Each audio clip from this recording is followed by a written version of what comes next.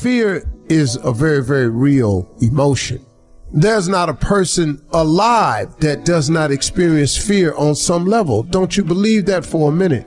I face it all the time. Fear is so big and so prevalent today. Nothing produces more failure than does fear. It is the fear of failure that freezes people before they even start. It is the fear of failure that causes you not to want to deal with the rejection and the potential hurt that failure causes. So fear cripples you on so many levels. But how is it that some people somehow manage to get by anyway? What is it that you can do that would help you overcome whatever fear you're facing? Well, here's what I was taught, and this has helped me in my life, my career, my family, my jobs, my ambition, everything. You overcome fear with your dreams. I want y'all to listen to me closely now. You overcome fear with your dreams. Steve, how my dreams gonna make me overcome my fear? Because I want you to listen to me. Because the dream is everything. The Bible says a man without a dream or a vision shall perish. The dream is everything. See, if you have no dreams and visions, you will perish. You will die in fear. You will die sitting somewhere in fear without dreams or visions. Dreams are the counterpoint to all fear. I want you to dream so big. I want you to want something so incredible. I want you to dream of having something that's so spectacular that if it doesn't happen, you would be miserable. Man, if I don't make this dream come true, I'm going to be miserable. I want you to dream so big that not reaching your dreams is unacceptable. You cannot live in this world without the dream and the vision. You can live in this world without your mother, your father, your brother. You can live in this world without a wife, a husband. You can live in this world without a lot of things. But what you cannot live in this world without is dreams and visions. You will perish without those things. You have to dream of something and want something. That's what keeps pushing you forward. So if you want to overcome your fear, you do it with your dreams. And here's the side note. God is in to make your dream come true business. Ain't he? He do it all the time. I'm telling you, man, God does it all the time.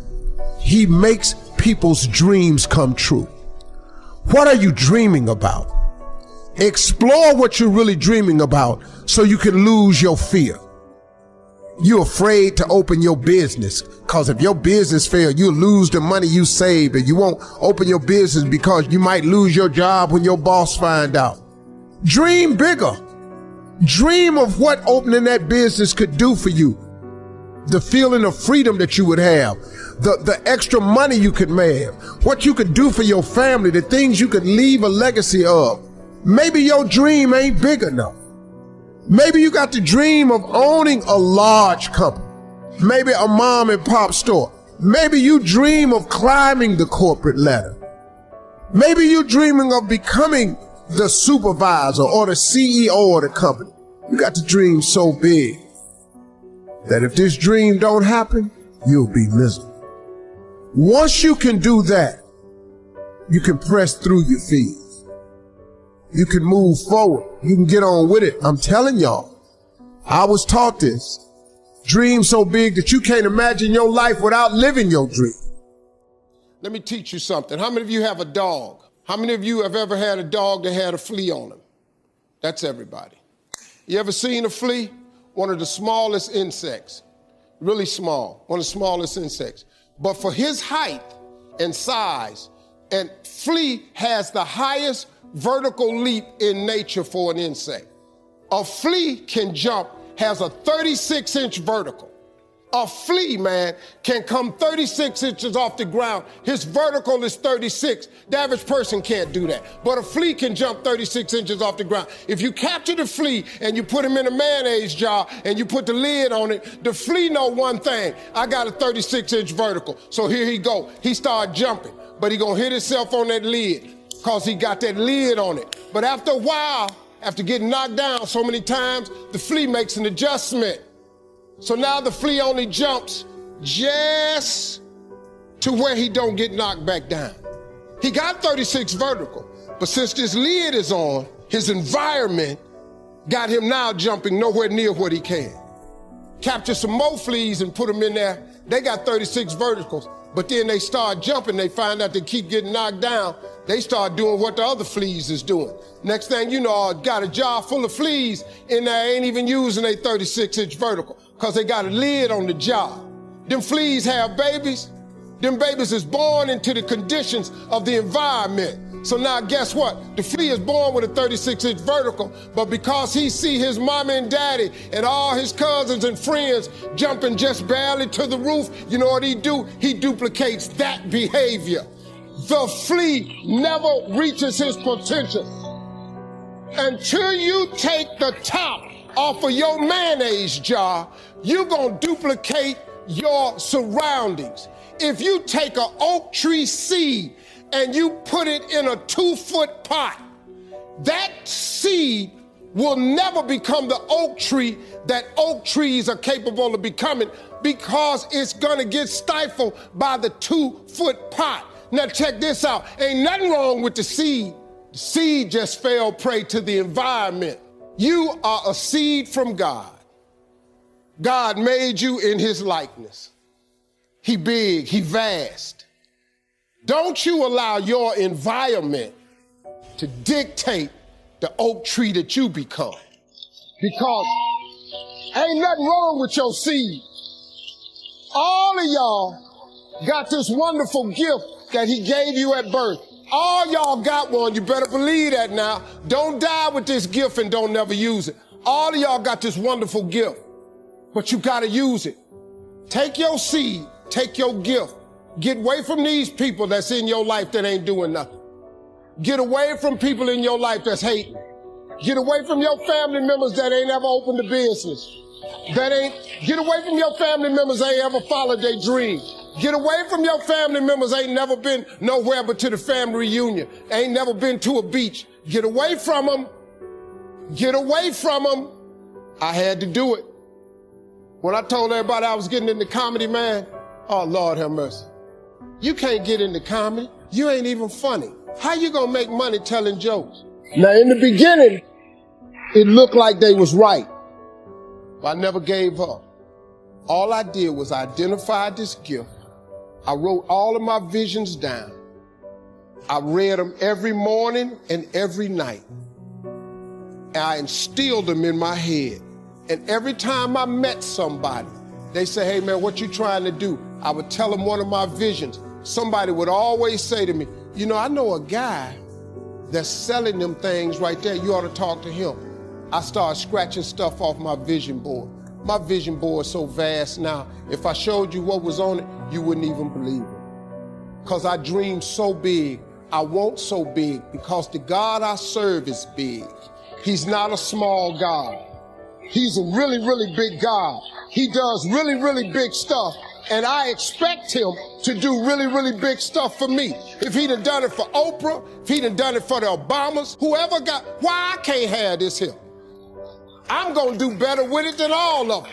To me, but why you can't have that? That's how you get what you want in life now. You don't have to believe me, but here's the deal. If you keep doing what you've been doing, you're gonna keep getting what you've been getting. If I just told you a different way to go about it, you don't need no money. I just gave you some scriptures you could try and some principles. If somebody who had come from the bottom and got to this position I'm in told me that this is the way I would try it, if I was you, I would try that. I bet you it'll work. There's a difference between your passion and your gift.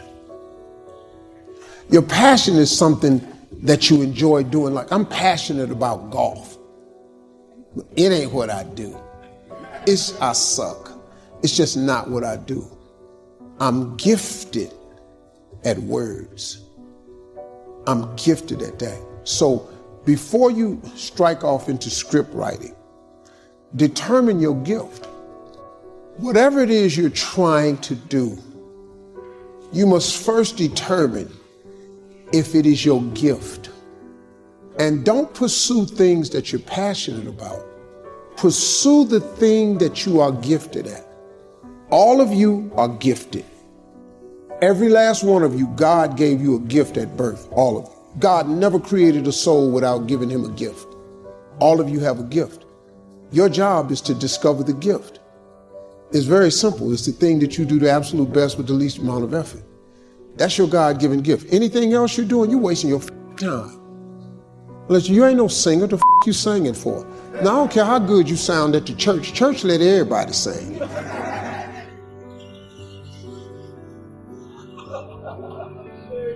They let anybody go up there and sing. I was walking by myself with the Lord. Man, why is your singing? But they not gifted. Discover the gift. So you should ask yourself first, is writing the gift? Is writing the gift? Now, the writing may not lead you to screenwriting or movies. It may lead you to books. But the first thing you need to do is writing your gift. If it's your passion, you're wasting your time. You're going to write a book that don't nobody like but you. I was watching Joel Osteen on TV one day, and he said, people's opinion of you is none of your business, nor should you make it yours. You get in a lot of trouble worrying about what somebody think about you, when really, what difference do it make? Whether they wrong or right, what difference do it make? The majority of people who have a negative viewpoint of you really don't even know you. What I found about being successful is, it wasn't me who changed. It was people's opinion of me that changed. You know, I got more, and I'm the same dude, but your opinion of me has changed. Now you think I'm all that. When in actuality, I really am humbled by all this. I really can't believe God let me have it. I really do understand that I am here but by the grace of God. I'm clear about that. I am so clear about that. It ain't me. It's not me. See, I know the decisions I made, and I know how it got me where I got to. I know how my life turned out when I gave it over to him. I gave my life to God. Now, I may not be the Christian you think I ought to be, but once again, your opinion of me, it doesn't matter to me. I've just learned not to allow people opinion of me to bother me or stop me. Publicly, man, I've been ridiculed and ate alive on that internet. You this, he think he this, I can't stand him. He this, he that. You know, I've been everything on the internet. I don't care. When you get through reading that stuff, cut your TV on. Turn it to almost any channel you want to. 7 days a week. The little dude that you keep hating on, that God I serve, he ain't hated me yet. He ain't hated me not now time. And I've discovered something. Look, man, what God got for you, nobody, no hater, no employer, no co-worker can stop nothing God has for you. God is in the blessing business, but better than that, he's in the forgiving business. See, if God wasn't a forgiving God, I'm not here today. But God had to forgive me over and over and over and over and over and over and over. I can't count the times he done forgave me. See, I just never let my failures define me. See, when you make a mistake, just get up and go again. What you tripping for? I made public mistakes, man. Let me tell you something, man. When Miss Universe, I have to apologize. I took that myself. You know how many people wrote me off? You know how many letters I got from TV execs? We're proud of you for doing the right thing, but oh my God, a horrible mistake. I hope you're gonna be okay. You hope I'm gonna be, what, my career over cause of that? People wrote me off. You know what? I just got up. I got up. I kept coming to work. I'm back. I just kept coming. I kept showing up.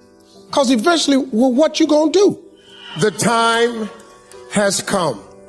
You know, my father used to always tell me something. You're gonna either get over it or die mad. You got two choices. You can get past it or you can die mad. Now, if you want to die mad, carry your ass on and just die mad. But God forgave me, so I got up and I kept going. Your mistakes don't define you. Life is 10% what happened to you, is 90% what you do about it. I just stood up like I had some dignity.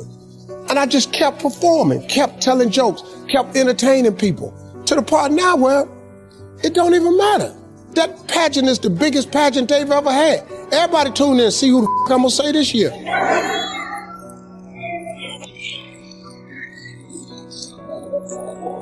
Just keep living, y'all. Keep waking up in the morning.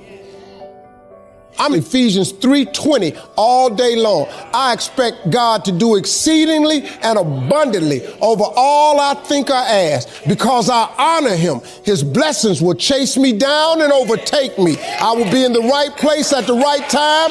People will go out of their way to be good to me, because that is my declaration as a servant of the Lord. I'm his child. I am an imperfect soldier for Christ. That's what I am. I'm an imperfect soldier for Christ. I'm in the army of the Lord, but I have a role to play. Success is not a comfortable procedure. It is a very uncomfortable thing to attempt. So you got to get comfortable being uncomfortable if you ever want to be successful. Start putting some pressure on. Put some pressure on yourself. Get out here and get about it. Look, I'd love to sugarcoat this thing for you. I'd love to tell you, look, you can go out here and get rich, do a couple of things. That ain't happening. You got to get real doggish. You got to get downright funky if you want to make it. Now, like I was telling you before, if you want to be ordinary, you ain't even got to listen to me. Just go on about your business. If you think ordinary is cool, ain't no problem. It's some really, really wonderful ordinary people. But if you are sitting in this room and you have extraordinary aspirations, then you're going to have to do extra. You put extra on top of on ordinary, and you come up with extraordinary. It's no other way. I'm sorry, but here's the fact. All of you have extraordinary capabilities. All of you. You have to decide if you are willing to do the things to put you in that category. Rich people don't sleep 8 hours a day. That's a third of your life. It ain't but 24 hours in a day. You cannot be sleep 8 hours a day. You can't live in LA and wake up at 8 o'clock in the morning. It's 11 o'clock on the East Coast. The stock market been open 2 hours. They already making decisions about your life, and your ass was asleep. The Bible says, he who loves to sleep and the folding of hands, poverty will set upon you like a thief in the night. If you're not happy with your life, it's because you're not living in your gift and you are decided to pursue a passion. But I can't win no money. I can't make the cut. I'm a 16 handicap. That's on a good day. I wanted to play in the NBA. When I was growing up, I wanted to play in the league. That was my goal, to play in the NBA. Well, I wasn't gifted at it, though. There's a couple of problems. If I ran at full speed, I didn't have the ball. And when I shot it, it ain't go in a lot of times. Now, you put that together, you can quit talking about the NBA. My gift was I had the ability, and I didn't know it at a young age, but I had the ability to take information instantly and transform it into comedy. I didn't know that was a gift. I just thought it was something I did. It got me in more trouble than I've ever. It has been the biggest curse, because when you're young, you don't know it's a gift. You're just doing it. Now, as I got older, this gift has transformed a little bit. I can take information and turn it into inspiration. I can take information and turn it into motivation. And the reason I'm here today is because my life has been jacked up. And I have learned and mastered something. I've mastered the principles of success. You can't tell me I can't. That's what I've done. I've mastered the principles of success. I know them by heart, inside out. You can't tell me nothing about it. about success, I cannot help but intertwine faith in there. So if you don't really care for the faith piece, you ain't gonna really care for me. Because I cannot tell you how I made it without telling you about God or the principles. Every principle of success, it comes from God Almighty. It's in whatever religious reading you read. That's not my business what you believe in. You just got to believe in something. I told the group earlier, I don't care what you call God. You can call God Allah, Jehovah, Yahweh. You can call him whatever you want to call him. Just call him, though. It's not my business what you call him. I don't care. But I cannot stand here and talk to you about my road to success. I cannot inspire these young people that I tried to get to earlier today and not intertwine faith. So I'm sorry if that ain't your thing, but y'all done paid me now, so here I am. I got the money wired to my account, so here it is. Take a deep breath. I tell people all the time, and I was talking to young people, and what I try to get people to understand is, I don't care who you are in this room. If you got to a place in your life where you felt like, life should have been more for you, or you're trying to figure your life out, there's one simple way to get it done. God, when he created all of us, he never created an individual without bestowing a gift in them.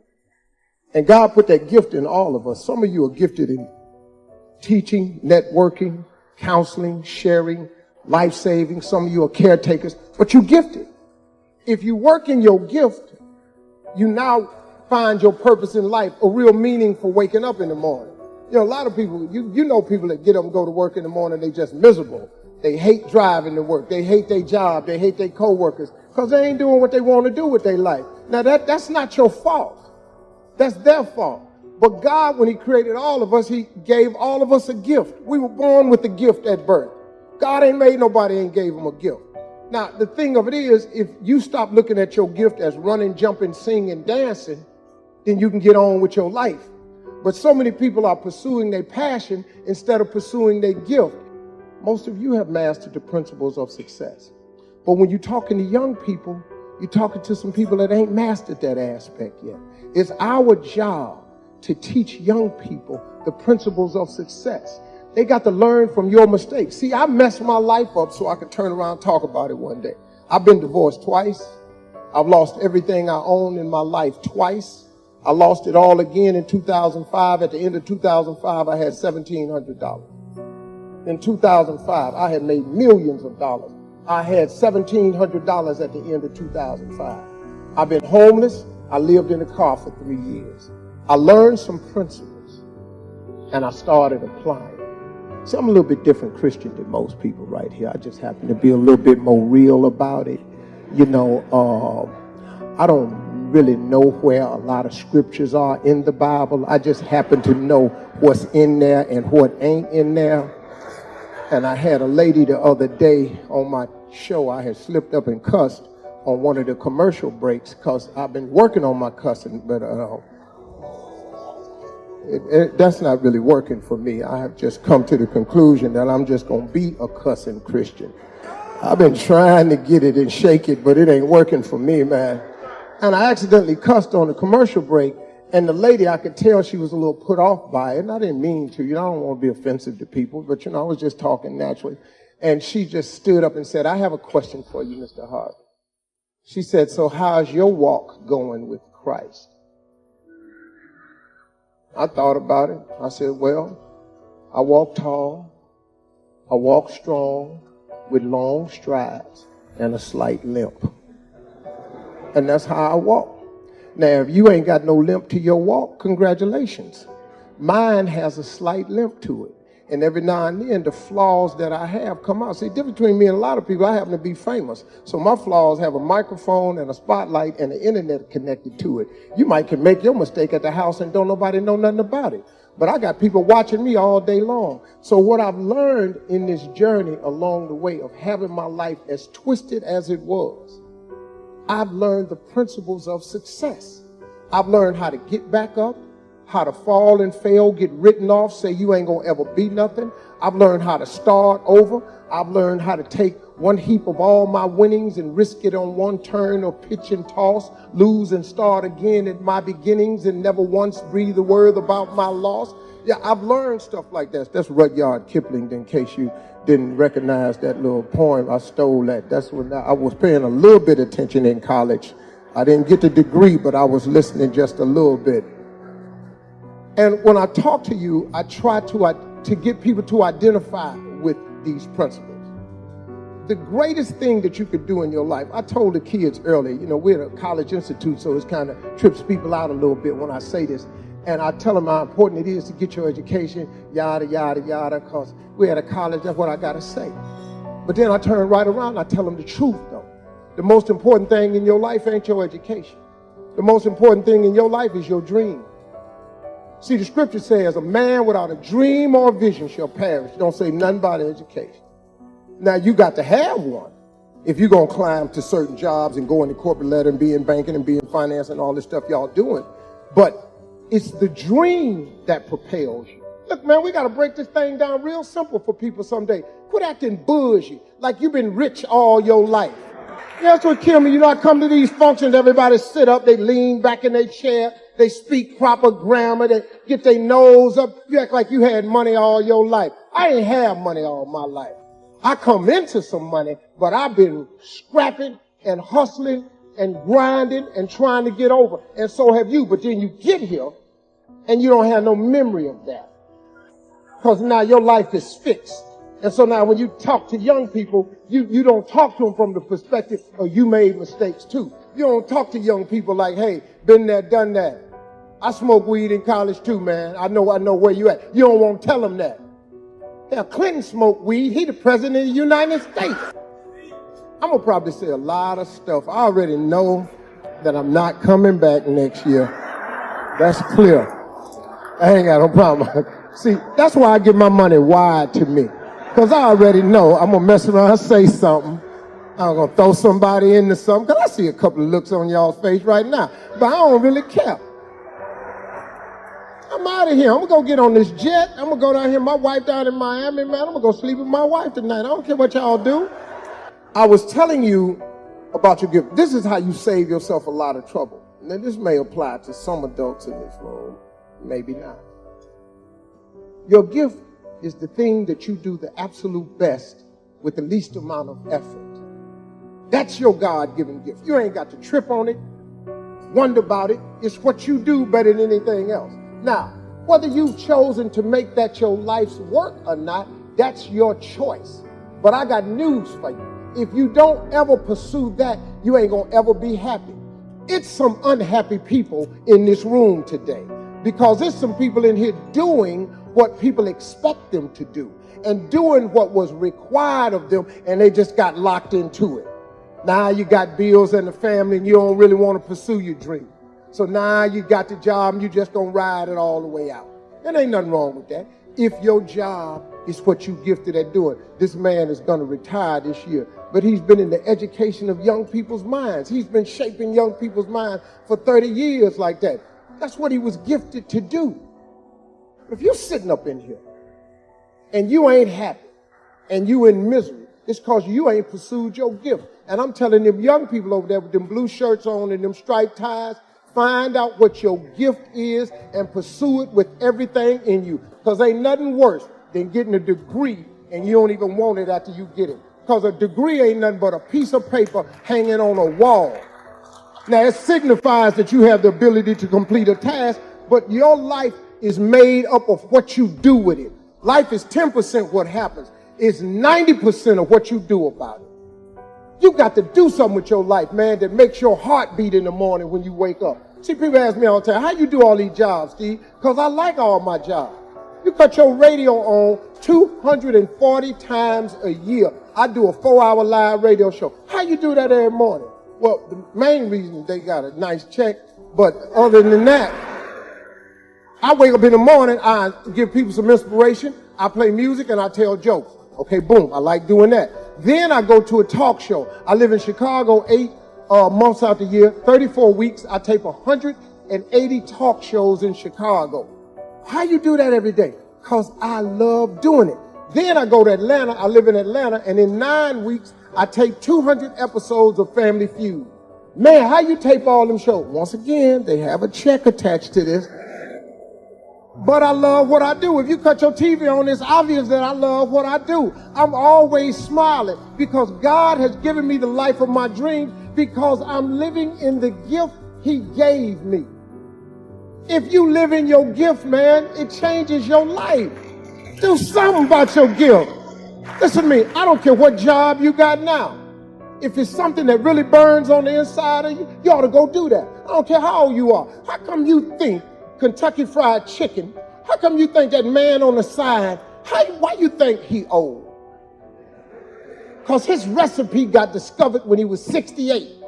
That ain't the picture of the Colonel when he was 35. But he been frying chicken. He didn't just wake up and start frying chicken. He been frying chicken with this secret recipe for years. It took him a long time for it clicked, but he kept frying chicken, man, till he became the biggest chicken joint in the world. You can't go nowhere and don't see Kentucky Fried Chicken. That ain't real chicken. But when he was living, it was real chicken, though. It really was chicken. It was the actual parts. If you peel that skin off that Kentucky Fried Chicken, you're in for a surprise. It don't look nothing like. But he hit it. When is it too late to hit it? When is it really too late to hit the jackpot? When is it? When you're 60, that's too late. You don't want to be rich then? What, just 65, too late for you to be rich? When is it too late to hit it? Man, put some spark in your life. Have something to wake up about to make your heart beat in the morning. Have a joyous spirit when you wake up in the morning. Here's another principle of success. I'm going to tell you what rich people talk about all the time. You know what rich people talk about all the time? They talk about money all the time. All the principles of success is in the Bible. See, a man is as he thinks. So, what you think, excuse the grammar, but that's what you is. Don't it make better sense? Bad grammar makes better sense sometimes. If a man is as he thinketh, then what you think is what you is. That make real good sense to me. See, yeah, I like to keep it where people remember stuff I say. So rich people, you know what they do? They talk about money. Now, when you talk about money around people, they get tight because they don't want to hear the money. Well, money is not everything, and money can't buy you happiness. They ain't got no money. Money might not buy you happiness, but it park you right in front of happy house. You can get out, ring doorbell, see if happy home. There's nothing wrong with money. People, so many things have been said over the years. When rich people get together, they talk about money. They talk about business all the time. There's nothing wrong with that. See, we go to church and we learn the wrong thing. You know what messed me up, man? When I was little, I went to church in Cleveland, and a preacher would always say, he says, hard for a rich man to get into the kingdom of heaven as it is for a camel to get through the eye of a needle. Now, me and the rest of the ignorant members, we thought that you was trying to take a needle with a sewing thread and push a camel through it. All the people in my church collectively decided they didn't want to be rich because they wanted to go to heaven. I was sitting there at 10-year-old. I wasn't really buying into this because I was trying to figure out how I was going to get this camel into this hole. Because I didn't know what they was talking about because I wanted to be rich. Because this poverty I was allergic to it. I itched all the time. I just came from being poor. You just be digging in yourself sometimes because you're poor. Poverty is uncomfortable. First of the month comes, your whole butt tighten up. You just like somebody squeezing lemon juice down the crack of your behind because it's the first of the month. All this stuff is due. Shop. That's your butt. Shop. Just tightening up because you ain't got the money. Why would I not want no money? I live in the hood. I want out. I need money to get out. But at my church, they say it's as hard for a rich man to get into the kingdom of heaven as it is for a camel to get through the eye of a needle. So I bought into that. I was about almost 38. I was in Hollywood. I was driving down the street. I ran up into Donnie McClurkin. He was coming out of the studio on Sunset. I was in the truck smoking a cigar. I saw Donnie. I said, hey, man, what's happening? He said, hey, Steve, man, this was one of the first years I had hosted Celebration of Gospel. And I was going to quit hosting Celebration of Gospel because I didn't like the gospel community because they didn't like me. You know, backstage, they be saying stuff like, I don't know why he is hosting our gospel show. He ain't saved. I don't know what y'all talking about. I'm here for the check. Let's be clear about this. I've been in church my whole life, but, you know, I ain't living no perfect life, and I wasn't, but, you know, that was my life at the time. And I was going to quit, and I was telling Donnie I was thinking about quitting. He said, man, why you going to quit? I was telling him, man, I said, man, I'm just confused right now, man. I said, I don't get it. I said, man, I'm thinking about going back to church, man, but, I want to go to heaven, but, man, I'm finna start making this money, Donnie, and it just don't jive with Christianity. He said, what you mean? And I told him what the preacher, that it's hard for a man to get through the kingdom of heaven as it is for a camel through the eye of a needle. So Donnie looked at me a little confused because, you know, he a pastor. And I was just telling him, you know, but I'm trying to find a way to get the camel in the needle. He said, Steve, that's not what it means. I said, what does it mean? He says, in the Middle East, a needle is an arc that is stuck in the sand that looks like a wishbone on a chicken. And they have them to entryways sometimes. And when a camel approaches the needle, in order for the camel to get through the needle, he has to kneel and crawl through the needle. And then the camel gets back up. He said, that's what God meant. I said, Donnie, you mean they ain't talking about a sewing needle? He said, fool, you can't put a camel through a sewing needle. After that, I said, I got to go make me some money. I just humble myself before God like I'm going through the needle, and he ought to let me in. But I'm going in with some money, though. I became friends with Oprah Winfrey because obvious reasons. We ain't going to keep saying that, but she's a very successful woman. She's a very kind person. Everybody get a bad rap on the internet. You know, she thinks she did. Well, you know, a lot of people shoot at her. The thing about haters, man, haters kick you when they down, and they throw at you when you're up. And they just do it all damn day. They're just haters. You got them on your job. You got them at your church. You got them. They just hate it. They just haters. Haters because they ain't got nothing else to do. They want to be you. They can't. So here come the hate. And I don't mind haters as long as they throw them, because I'm usually up. You can throw up at me. I don't address you. And I was talking to Oprah one time, and she said, I did a life class with her this past year. And she said, Steve, I never knew you had a vision board. She said, you believe in that? And this is the first time we had a serious conversation. I said, Oprah, how I'm not going to believe in that? Every successful person I know has a vision board, or they have their goals written down. You can't do it without writing it down. When you write it down, it's a symbol of faith. See, I was telling this story earlier about writing it down. You know, teacher, we were in the sixth grade, and asked us to write on a piece of paper. We came in from summer, what you want to be when you grow up. So everybody filled out the paper. You had to put your name on it, had to write this one thing. In 1968. So I wrote, I want to be on TV. Because nobody had told me I couldn't. I was 10. My vision was wide open. So I wrote, I want to be on TV. She collected all the papers. She started going around the room, naming everybody's name, had everybody stand up. And she read what they wanted to be. Barbara wanted to be a nurse. Johnny wanted to be a basketball player. Robert wanted to own a gas station. Cindy wanted to be a doctor. She got to me, she waited last. Now, I had never gotten a gold star before, all of my years of school. And she asked me to stand. And when I stood, she said, little Stevie, come to the front of the class. Now I'm thinking to myself, this is it. This is the gold star moment. I've been waiting 10 years for this. I ain't never got a star before. This is the day. So I started walking to the front. I'm skinny. I got my brother's clothes on because we were poor. I got up there and she said, Steve, let me ask you something. What did you write on your paper? I said, I want to be on TV. She said, and why did you write that on your paper? I said, because that was our assignment for today. And then she said, what you write that on the paper for?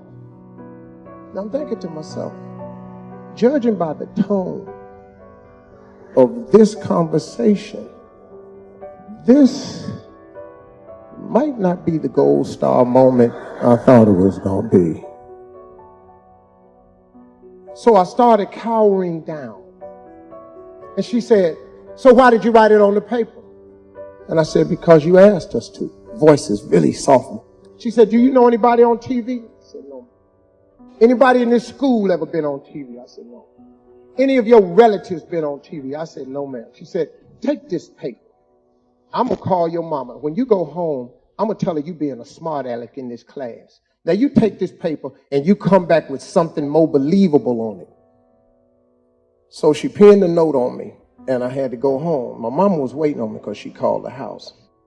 So my mother said, what you doing up at that school being a smart aleck? I said, Mama, I just did what the teacher told me to. She read the note. She said, what you write this on your paper for? I said, because the lady asked me what I wanted to be. I won't be on TV. She said, I'm telling your daddy when you get home. Well, my father was the executioner. My mother was the warden, and he was the executioner. And I knew when he got home, I was going to get my ass whooped. So, excuse me, I'm sorry, that slipped out. I didn't really sorry about that. I was going to get my butt whipped. And so when my father came home, she told my father, look what Steve wrote on this paper. So he read the paper. He said, what's going on here? He said, Steve up at that school act like a smart ass. That teacher done asked him what he wanted to be, and he done put, I want to be on TV. My father read the paper. He said, what's wrong with that? I started thinking, a reprieve.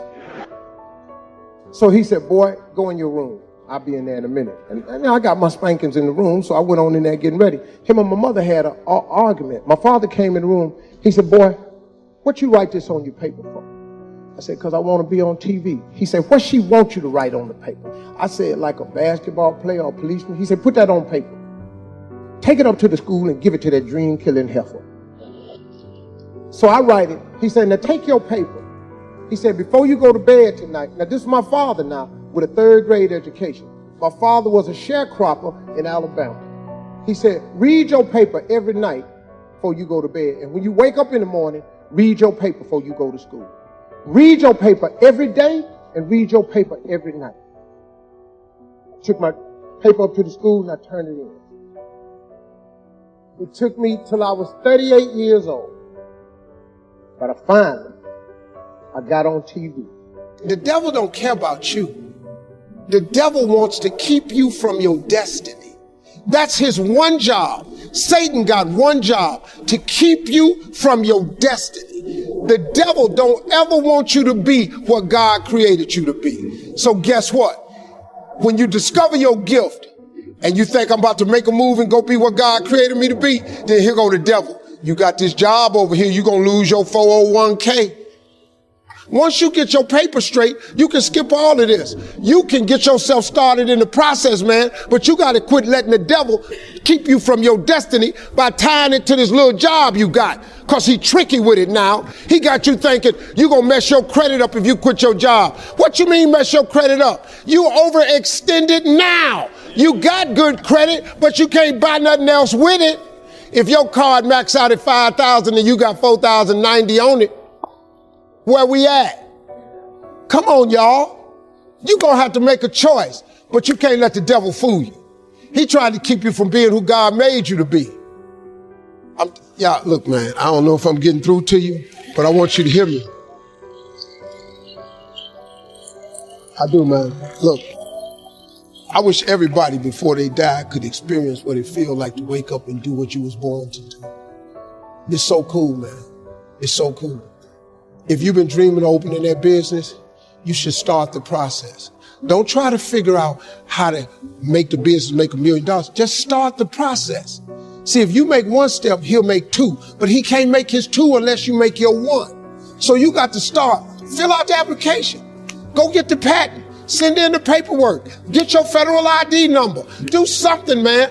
Start creating a website. Let your job sponsor your dreams. Take some of your check money. Quit playing one of them punk bills. Take that money and start your website. What is you talking about now? If you owe Kmart some money and Sears, what is you paying them for? They finna be out of business. Take whatever money you owe Kmart and Sears, take that money, buy your business cards. Take one of your bills one time instead of paying it, start your website. But start. If you make one step, he'll make two. And don't worry about where you're going with it. Just get started. He'll show you the way to go because he wants you to get to your destiny. But he got to make sure that you want to get to your destiny first. If you tell him you want to get to your destiny, that God you serve, he going to show you how to do it. You can believe that. Don't forget to pray. Don't be ashamed to pray. And don't ever be too proud to pray because prayer changes things. Stay right here on Faith Street, y'all. The box you asked for is coming. Everything on my vision board I get. I built on my house one time. My wife wanted a special kind of car. And I built the garage, the extra garage on the house. She came out there and saw them. She said, Steve, what are you doing? I said, I'm building an extra garage. She said, Steve, we got enough cars. What do you need with another garage? I said, don't worry about it. 2 years went by. I had been looking for this car.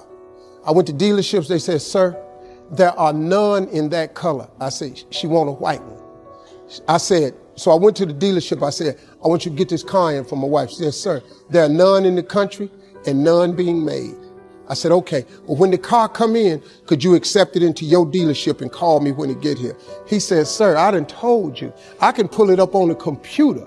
There are no cars in that color, that make or model. Do you want another color? I said, no, my wife wants white. She said, sir, we don't have that. I said, I've already built the garage. I've already built the garage. All my garages have chandeliers in them. I don't have doors that go over. All my cars have chandeliers hanging over. And I have marble floors in my garage because I like stuff like that because I saw it one time. So I said, I've already built the garage. He said, sir, there are no cars like that anywhere in a computer base. I said, I just need for you when the car comes in. So a year went by. I said, any word on the car? He said, no, I've called the factory. They're not even making anymore in that color. I said, okay, I'm looking for this color right here. He said, sir, we don't have that. I said, I'm going to give it to her for her birthday, October 10th, 2016. He said, sir, that's impossible. I said, no, it's not. No, it's not. It's just a car that I'm asking for in a particular color. How that's impossible? He said, sir, I can't find the car. I ain't asked you to. I asked you when it come through, would you accept it into your dealership and call me? That's all I asked you for. 2 weeks before my wife's birthday, I got a phone call. It was Perillo from Gold Coast in Chicago. He said, Steve Harvey. He said, are you sitting down? I said, no, I'm standing up. What's happening? He said, you're not going to believe this. A guy bought a car a year ago. It's been sitting in his garage. It has 8 miles on it. He bought it to me to turn in to me and ask him, how much would I give him for? I said, what is it? He said, it's the white car you've been looking for. I said, I'll be up there to get it. He said, this is unbelievable. I said, that God I serve, he's an unbelievable God. I don't listen to what nobody tell me. Once I write it down, I write the vision and make it plain. It will come. Surely it will come at an appointed time. It doesn't matter that nobody sees it. It doesn't matter that it's visible to other people.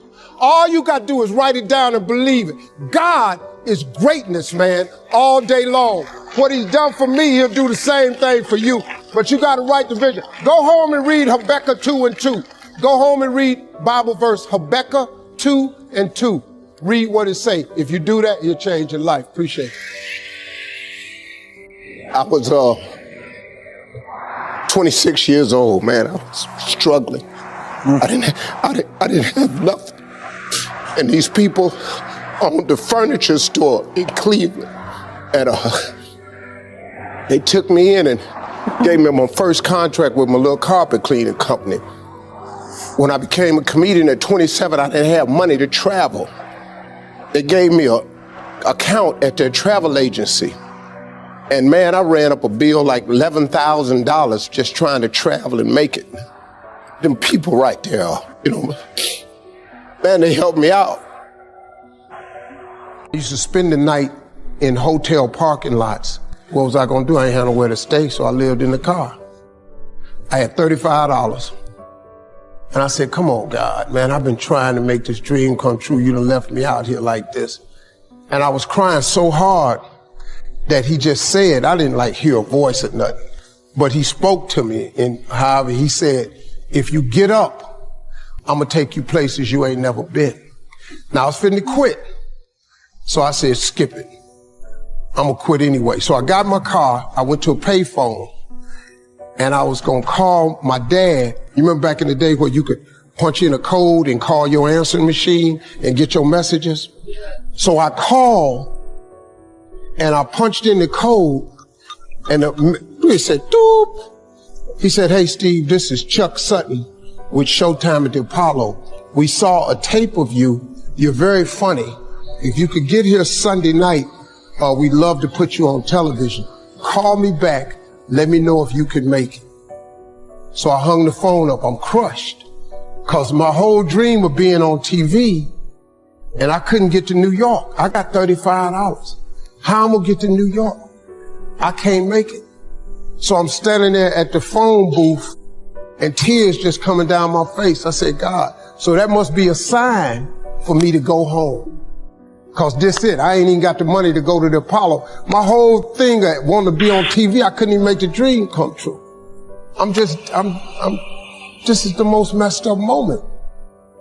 And so I said, man, let me call this dude back and see if he said this Sunday.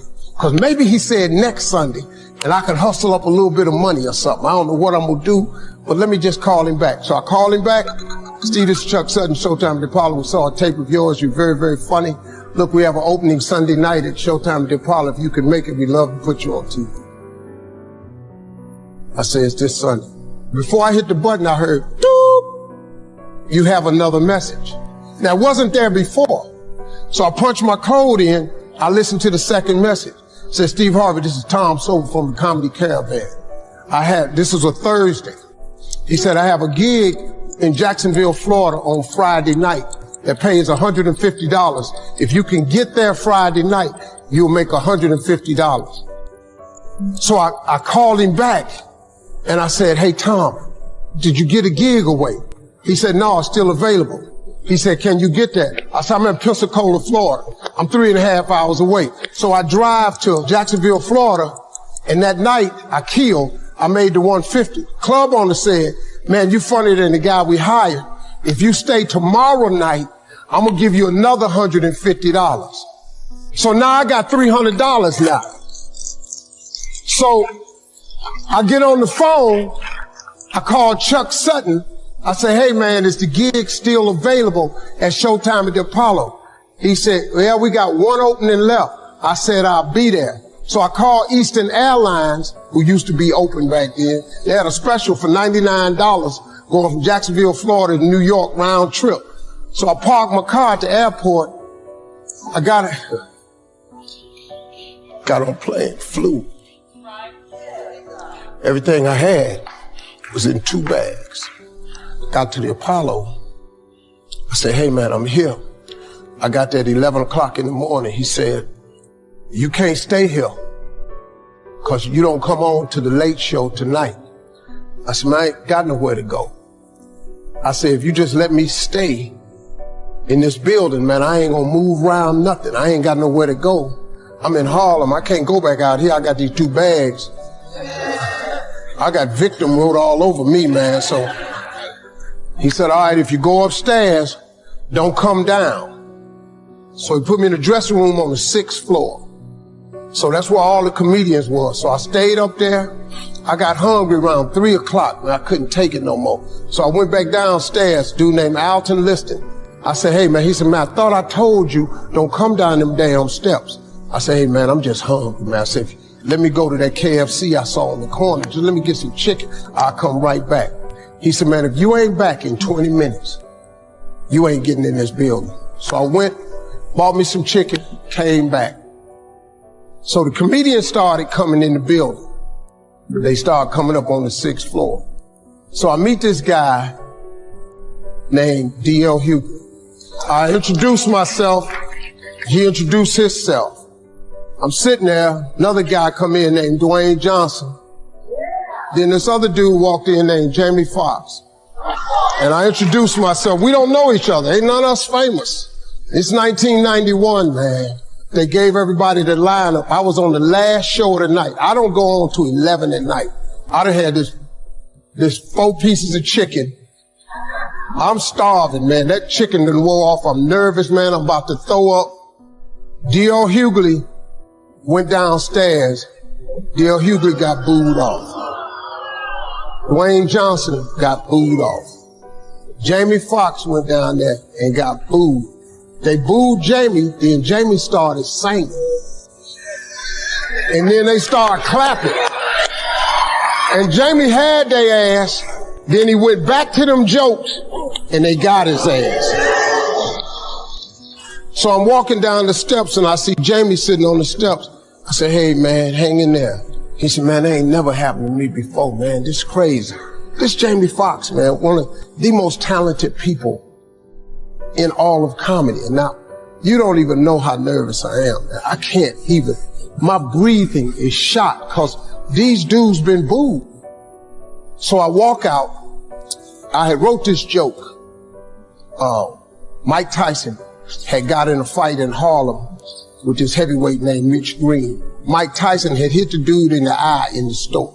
Now, he was on the news. His eye was swollen. So the joke I wrote was, they was interviewing Mitch Green, and he was telling everybody what happened, but his eye took over the interview.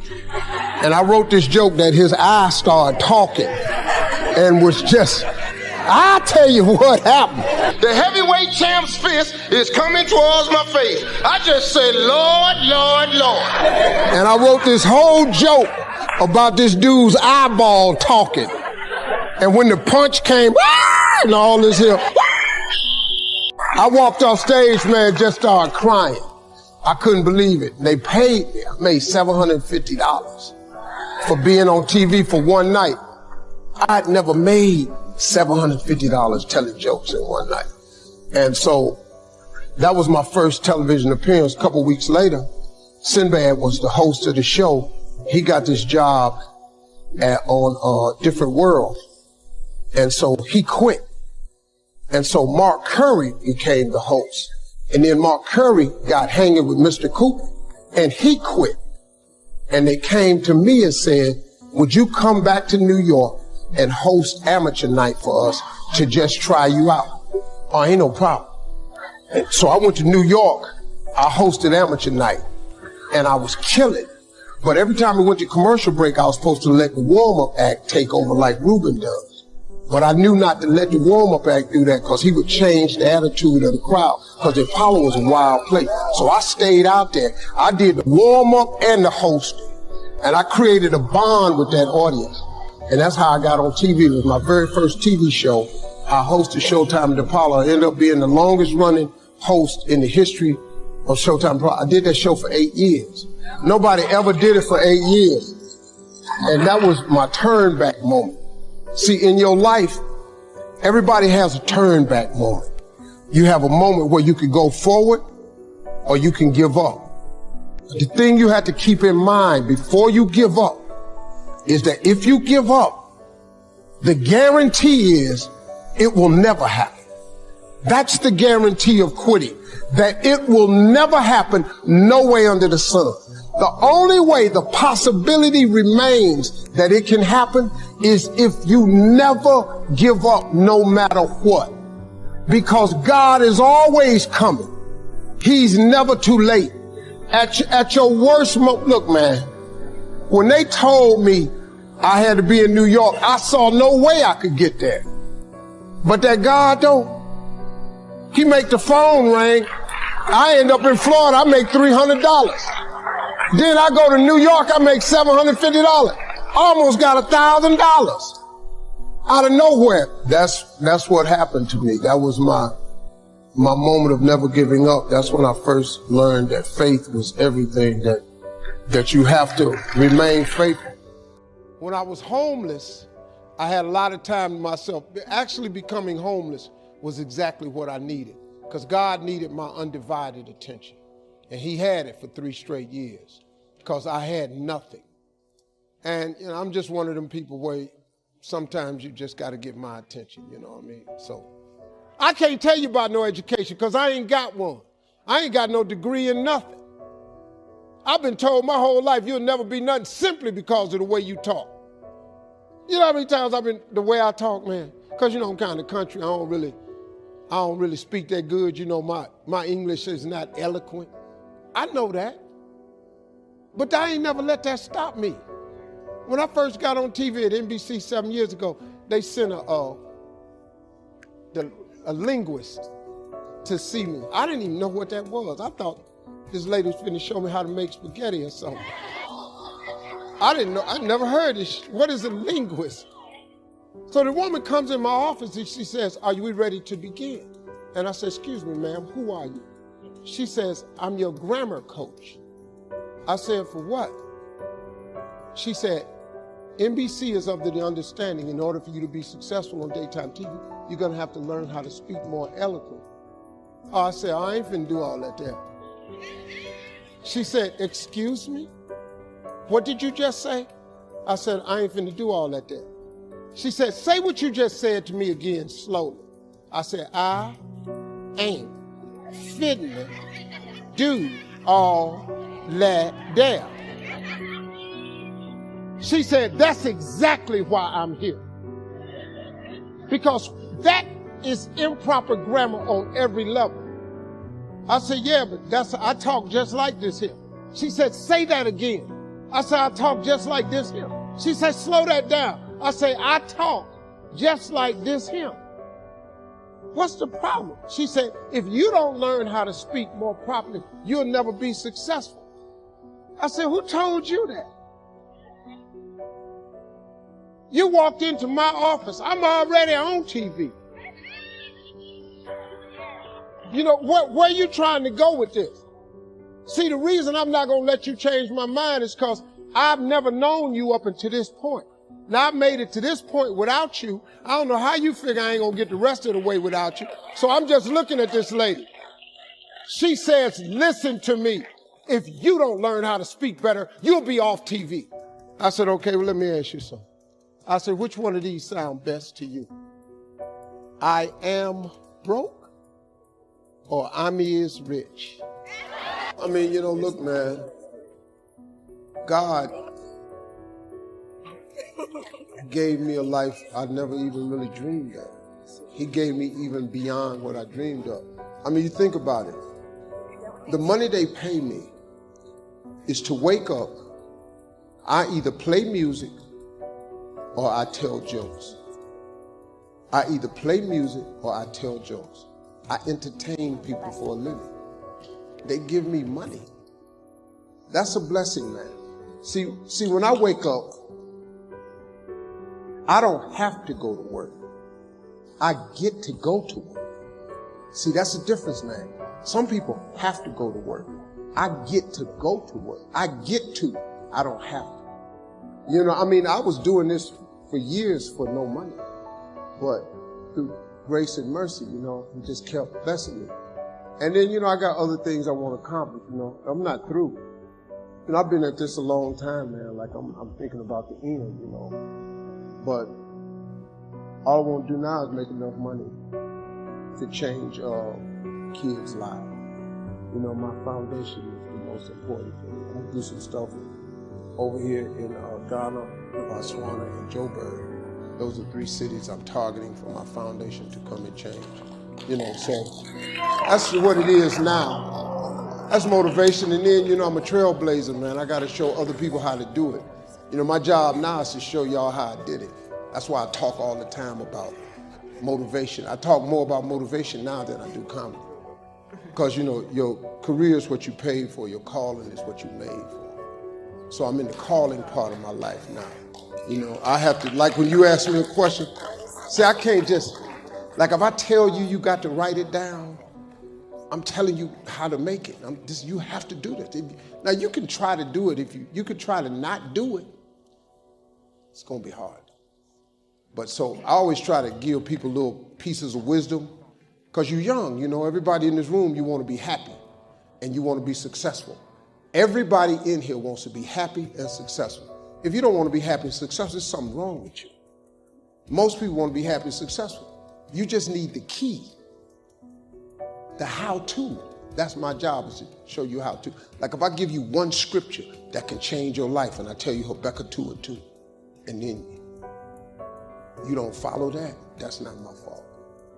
So now you know that you have to write it down. Like if you look at my iPhone has my vision board on it. I ain't got no picture of no dog or my wife on my phone.